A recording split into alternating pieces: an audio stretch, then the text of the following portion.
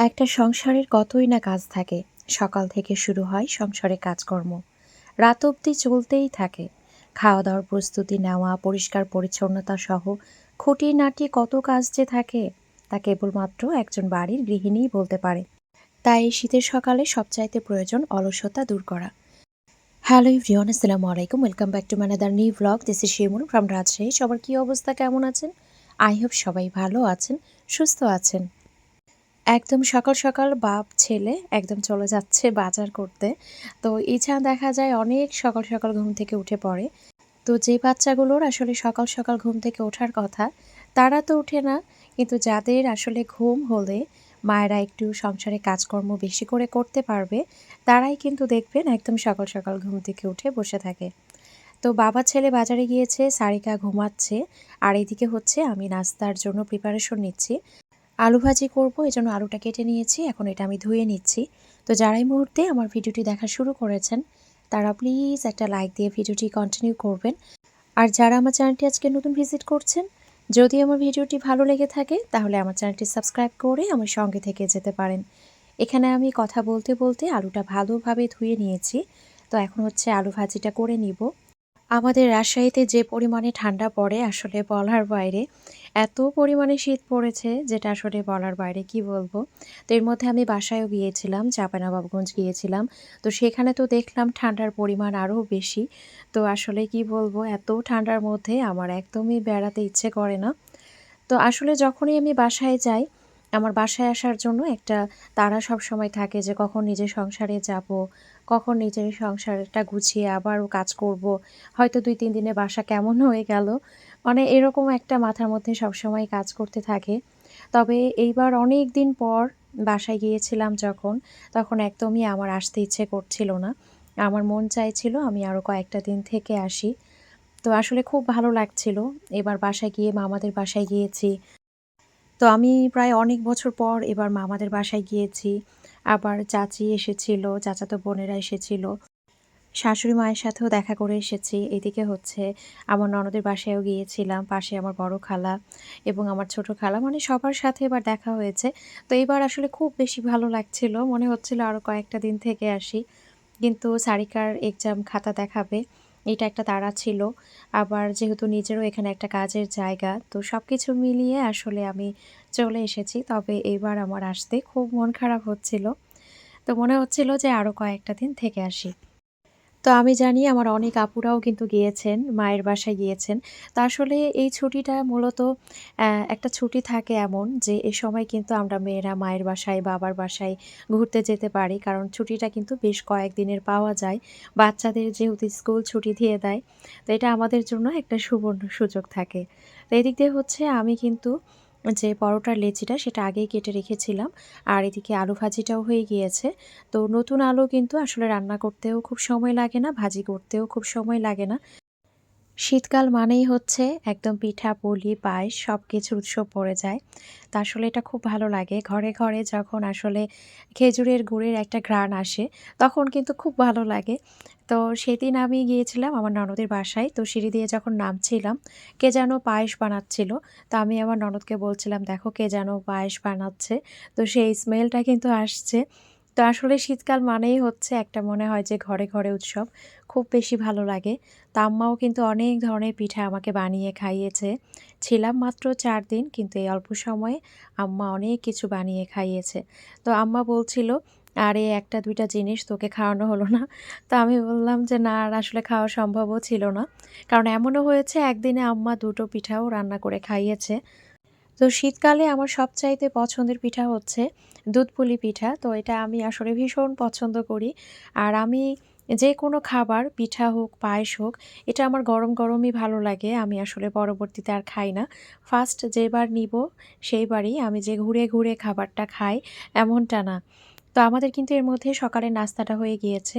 তো আমি এখানে সকালেই চটপটির যে ডালটা সেটা ভিজিয়ে দিয়েছিলাম। কারণ আমার চটপটি খেতে খুব ইচ্ছে করছিল।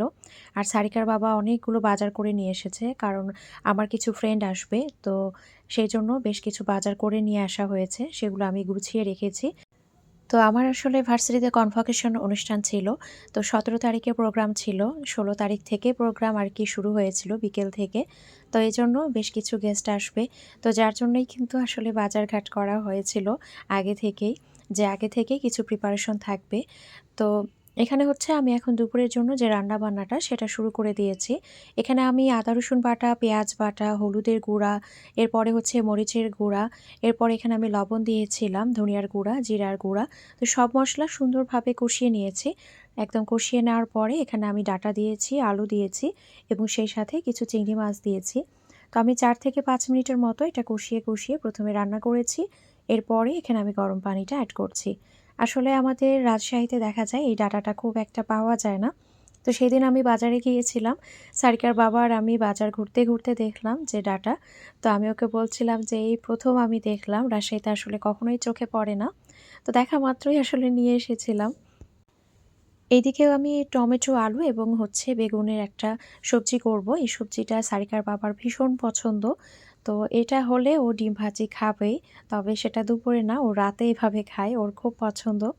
তো এই তরকারিটা আসলেই খুব ভালো লাগে আর ও বলে তোমার হাতে এটা খেতেও ভালো লাগে। তো আমি জাস্ট ৩ টা সবজি নিয়েছি আর হচ্ছে যা মসলা লাগে তা দিয়ে দিয়েছি। আর এদিকে আমি রাইস কুকারে ভাতটাও বসিয়ে দিয়েছি। ভাত বসিয়ে আমি ইজানকে এই যে গোসল করিয়ে দিয়েছি। এখন বাবা ছেলে নামাজে যাবে। সেদিন ফ্রাইডে ছিল, শুক্রবারের নামাজ। তো আসলে অনেক ছোট যার কারণে আমি ওকে নিয়ে যেতে নিষেধ করি।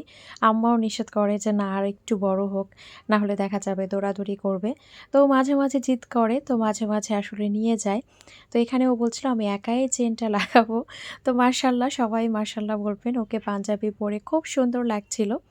তো ও তো পায়ে জুতো না পরেই আসলে চলে যাচ্ছে এরকম একটা অবস্থা। তো ওর বাবা এখানে ওকে ধরে তারপরে বসিয়ে জুতাটা পরিয়ে দিচ্ছে। তো আসলে এই ক্লিপগুলো আমার কাছে একটা অন্যরকম বিষয়। এটা আসলে আমি কাউকে বলে বোঝাতে পারবো না। আমার কাছে মনে হচ্ছে আমার জীবনের সুন্দর স্মৃতিগুলো, সুন্দর দিনগুলো চলে যাচ্ছে। বাচ্চারা যখন বড় হয়ে যাবে চাইলেও আর এই জিনিসগুলো আর ফিরে পাবো না। বাচ্চাদেরকে চাইলেই আর জড়িয়ে ধরতে পারবো না। একসাথে জড়িয়ে ধরে ঘুমাতে পারবো না। তো বিষয়গুলো আসলে কেমন যেন লাগে, চোখে পানি চলে আসে। তো আমি মাঝেই ইছানকে জড়িয়ে ধরে বলি যে, "বাবা তুমি বড় হইও না। তুমি এরকম ছোট হয়েই থেকে যাও।" তা আসলে দিনগুলো কিভাবে চলে যায় আর দেখবেন বাচ্চাগুলো চোখের সামনে দেখতেই বড় হয়ে যায়। তো এদিকে হচ্ছে সবজিটা সেদ্ধ হয়ে গিয়েছে। এটা আমি এরপরে তেলে দিয়েছিলাম। মানে পেঁয়াজ কুচি এবং হচ্ছে শুধুমাত্র রসুন কুচি দিয়েই তেলে দিয়েছিলাম। আর এদিকে ডাঁটার তরকারিটাও হয়ে গিয়েছে। তো এই ডাঁটার তরকারি কিন্তু সারিকাও খাবে না, আবার ইছানও খাবে না। সারিকাও হয়তো খুব বেশি হলে টেস্ট করবে। কারণ ও সবজি আসলে খেতে চায় না। ও ভাজি পছন্দ করে। মাছ, মাংস এগুলো হলে খেতে পছন্দ করে। কিন্তু দেখা যায় যে কোনো সবজি সহজে খেতে চায় না। তো এই সবজিটা খেতে কিন্তু ভীষণ ভালো লাগে। এখানে আমি দিয়েছিলাম পেঁয়াজ বাটা, আদা রসুন বাটা। এরপরে দিয়েছিলাম লবণ, হলুদের গুঁড়া এবং কাঁচা মরিচের ফালি দিয়েছিলাম। তো এরপরে আমি এখানে দিয়েছিলাম জিরার গুঁড়া। কেউ যদি জিরা বাটা দিতে চান সেটাও দিতে পারবেন। তো সবজিটা আসলে ভীষণ ভালো লাগে। আর এই সবজির সাথে যদি কেউ ডিম ভাজি করে খেতে চান, সেটাও খেয়ে দেখতে পারেন। একদম অনেক বেশি ভালো লাগে। তো এটা হচ্ছে আমার হাসব্যান্ডের ফেভারিট একটা খাবার। ও ভীষণ পছন্দ করে। তো যাই হোক এরপরে হচ্ছে আমি এখানে একদম সব ধরনের মসলা কষিয়ে নিয়েছি। এরপর এখানে আমি পাবদা মাছ দিয়ে দিয়েছি। এটা আমি টমেটো দিয়ে রান্না করব। আমার বাসায় যেহেতু গেস্ট আসবে, আমার আসলে খুব তাড়া ছিল। তো সারিকার ফাইনাল এক্সামও চলছিল। ওর একটা পড়াশোনার ব্যস্ততা, আর ওর একদম টানা পরীক্ষা হয়। যার কারণে কিন্তু আমি যে সময় সুযোগ নিয়ে একটু বাইরে যাব, সেই সুযোগটাও পাইনি। তো আমাদের ভার্সিটিতে আসলে কনভোকেশন অনুষ্ঠান ছিল। তো আমি যে আসলে নিজের জন্য একটু শাড়ি কিনতে যাব বা কোনো একটু শপিং করতে যাব, এটার কোনো সুযোগই আমি পাইনি। যদি ওর ১ দিন বা ২ দিন ছুটি থাকতো তাহলে হয়তো আমি সুযোগ করে বাইরে যেতে পারতাম। যেহেতু ওর টানা পরীক্ষা ছিল এজন্য দেখা গিয়েছে ও পরীক্ষা শেষ করে বাসায় আসে, এসে গোসল করে আবারও পড়তে বসে যায়। তো যেহেতু পরের দিনই আবার এক্সাম থাকে, ওকে তো একদম বিকেল থেকে শুরু করে একদম সন্ধ্যা পর্যন্ত পড়াটা কমপ্লিট করতে হয়। তো যার কারণে আসলে আমার একদমই বাইরে যাওয়া হয়নি। তো এখানে হচ্ছে আমার তরকারিগুলো কিন্তু রান্না করা হয়ে গিয়েছে। তো দুপুরের খাবার-দাবার একদম রেডি। তো শুক্রবার মানেই হচ্ছে একটু খাবার-দাবার দেরি করেই হয়। এটা আমার বাসায় হয়। আমি জানি না সবার বাসায় হয় কিনা। কারণ সেদিন আমার কাছে মনে হয় হাসব্যান্ড বাসায় আছে। কোনো তাড়া নেই। একটু আস্তে ধীরে খাবার-দাবার পরিবেশন করলেও হবে। গেস্ট আসলে সেটা কিন্তু আলাদা বিষয় হয়ে যায়। আমি যেহেতু জিরার গুঁড়াটা সবসময় বাসায় বানাই, তো জিরাটা আমি দেখা যায় এভাবে একটু টেলে নিই। টেলে নেওয়ার পরে আমি এটা ব্লেন্ডারে ব্লেন্ড করে ফেলি। তো জিরার গুঁড়াটা আসলে শেষ হয়ে গিয়েছিল। আজকে একদম করতেই হবে। তো খেয়ে-দেয়ে আমি ওভাবে রেস্ট নেইনি। একদম সরাসরি আবারও কিচেনে এসেছি। তো দেখা যায় যে জিরা যখন আনে তখন আমি এটাকে সুন্দর করে একটু ঝেড়ে তারপরে রেখে দেই। এরপরে আমার সময় সুযোগ মতো এটা আমি ভেজে নেই।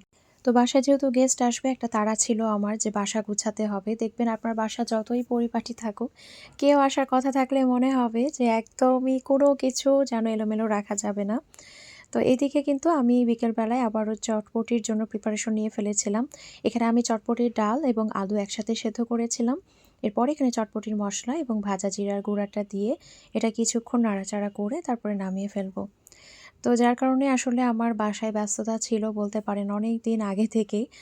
তো যেহেতু ওরা ১৬ তারিখ সকালে রওনা দিয়েছিল, আমার বাসায় একদম দুপুর ১২টার মধ্যেই কিন্তু চলে এসেছে। তো যার কারণে আমার আসলে ব্যস্ততা বলতে পারেন ১৬ তারিখ থেকে একদম তোড়জোড় একটা ব্যস্ততা। তো ভার্সিটির প্রোগ্রাম ছিল আমাদের ১৬ তারিখে একদম বিকেল থেকে। যা কিছু দেয়ার আমাদের সার্টিফিকেট সবকিছু কিন্তু ১৬ তারিখেই দিয়েছে। তো আমার বাসায় যখন গেস্ট আসে তখন আসলে আমার খুব বেশি চিন্তা করতে হয় না। কারণ সারিকার বাবা যা কিছু করার প্রয়োজন সবকিছু করে ফেলে। তো আসলে আমি দেখেছি আমার বাবা যখন বাসায় কোনো গেস্ট আসতো, কি খাওয়াবে, কি করবে একদমই বুঝে উঠতে পারত না। মানে আমি দেখেছি আমার মামা হোক, খালা হোক, আমার চাচা হোক, যেই আসুক না কেন, আব্বা কি নাস্তা দিবেন এটার জন্য ব্যস্ত হয়ে যেত। তো আলহামদুলিল্লাহ বিয়ের পর দেখেছি আমার শ্বশুর আব্বাও এরকম ছিলেন। তো আমার সবচাইতে মনে একটা বিষয় গেঁথেছিল। বিয়ের পর যখন আমি কোনো রিক্সায় বা অটোতে যেতাম, আমার শ্বশুর বাবা সেই রিক্শাওয়ালা বা অটোওয়ালাকে বাসায় ডেকে মিষ্টি খাওয়াতেন বা কোনো নাস্তা খাওয়াতেন। তো এটা দেখে আমার এত বেশি ভালো লাগতো যে আমার শ্বশুরবাবা আসলে আ কোনো মানুষে ভেদাভেদ কিন্তু করেননি। উনি দেখা যেত সবাইকেই কিন্তু এক চোখে দেখতেন। আমরা আসলে সবশেষে তো সবাই মানুষ, এটাই হচ্ছে সবচাইতে বড় কথা। তো আলহামদুলিল্লাহ, আলহামদুলিল্লাহ আমি আমার হাসব্যান্ডও পেয়েছি এরকম। আমার বাসায় যদি কোনো গেস্ট আসে, আমার হাসব্যান্ড খুব বেশি খুশি হয়। তো এদিক দিয়ে আমি বলতে পারেন খুব বেশি লাকি কারণ আমার আসলে টেনশন করতে হয় না। একজন গেস্ট আসলে কি নাস্তা দিতে হবে, কি আনতে হবে। আমি জাস্ট তাকে বলি যে আমার বাসায় এখন অমুক আসবে বা এখন উনি আসতে চেয়েছেন। তাহলে দেখা যায় ও নিজেই একদম যা কিছু আনা দরকার সবকিছু নিয়ে আসেন। তো আসলে আত্মীয়তা হোক কিংবা আসলে বন্ধুত্বের সম্পর্ক হোক বা যেটাই হোক না কেন, যখন আমাদের বাসায় কেউ আসে তখন কিন্তু তাকে যে আমরা সম্মানটা দিব বা আসলে যেভাবে তাকে আমরা ট্রিট করব, সেটার প্রেক্ষিতেই কিন্তু নির্ভর করে যে সেই মানুষটা ২য় বার আমাদের বাসায় আসবে কিনা। তো আসলে আমার বাসায় যদি কেউ আসে আর আমি যদি সেটা দেখে মন খারাপ করি, তো তাদের সামনে যদি আমি মন ভার করি বা তাদেরকে যদি আসলে আমি বোঝাই যে তারা আসার কারণে আমি বিরক্ত, তাহলে দেখবেন সেই মানুষটা কিন্তু আমার বাসায় আর ২য় বার আসবে না। তো আলহামদুলিল্লাহ এই কাজটা আসলে কখনো আমরা করি না। আমরা যেই আসুক না কেন, একদম আমাদের আপ্রাণ চেষ্টা করি যে তাদের জন্য আসলে কি করা যায়। তো এটা হচ্ছে আসলে মানুষের বলতে পারেন আমার কাছে মনে হয় একটা পারিবারিক শিক্ষা। পরিবার থেকেই কিন্তু আসলে আমরা এগুলো শিখি। এখন আজকে যদি আমি কাউকে দেখে মুখ ভারী করি, আমার মেয়েও কিন্তু ভবিষ্যতে তাই করবে। তো আপনাদের সাথে আসলে কথা বলতে, বলতে অনেক কিছু শেয়ার করে ফেললাম। এইদিকে আপনাদের সাথে গল্প করতে, করতে আমি কিন্তু চটপটি একদম রেডি করে ফেলেছি। তো চটপটিটা একটু গাঢ় করে করেছিলাম, মানে একটু থকথকে করেছিলাম। কারণ সারিকা বলেছিল ও ফুচকা দিয়ে খাবে। ও ফুচকা খাবে প্লাস হচ্ছে চটপটি দুটোই খাবে।